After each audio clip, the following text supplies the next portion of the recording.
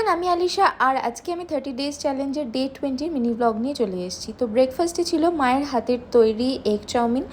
আর সকাল থেকেই শান্তনুর স্পেশাল বিরিয়ানির প্রিপারেশন শুরু হয়ে গিয়েছিল, দেখতেই পাচ্ছ। যদিও বা এটা বিকেলে তৈরি হয়েছিল। দুপুরে লাঞ্চে ছিল মাছের ঝোল, ভাত।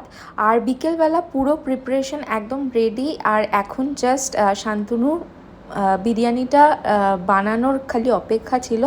দেখতেই পাচ্ছ শান্তনুর কিন্তু মাটন আর চিকেন বিরিয়ানি পুরো রেসিপি কিন্তু বড় ব্লগ আমার চ্যানেলে দেওয়া আছে, তোমরা চাইলে গিয়ে দেখে আসতে পারো। আমি পারলে নিচে লিঙ্ক দিয়ে দেবো। আর এরপরই দেখো একদম চিকেন বিরিয়ানি কিন্তু রেডি। শান্তনু কিন্তু সবসময় ব্যারাকপুর স্টাইল চিকেন বিরিয়ানি তৈরি করার চেষ্টা করে, কারণ ওটা একটু বেশি ময়েশ্চার থাকে সেই কারণে। আর এখানে কিন্তু আমাদের বাড়িতে গল্প করতে এসেছিলো, ওই টুকটাক আড্ডা দিতে এসেছিলো বাবানদা আর অভিজিৎদা।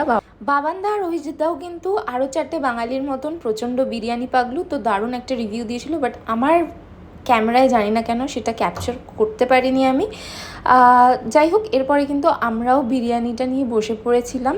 আর ট্রাস্ট মি, দারুণ হয়েছিল। এটা হচ্ছে গিয়ে পরের দিনের ভিডিও। পরের দিন মানে এটা ঠিক ঈদের পরের দিনের ভিডিও। তো আমরা গিয়েছিলাম মানি স্কোয়ারে গিয়েছিলাম দুজন মানুষের সাথে দেখা করতে। আর তার আগে জাস্ট দেখো এই ভিড়টা, বাপরে বাপ, মানি স্কোয়ারে মারাত্মক ভিড় ছিল। তো আমরা চলে গিয়েছিলাম স্টার মার্কে।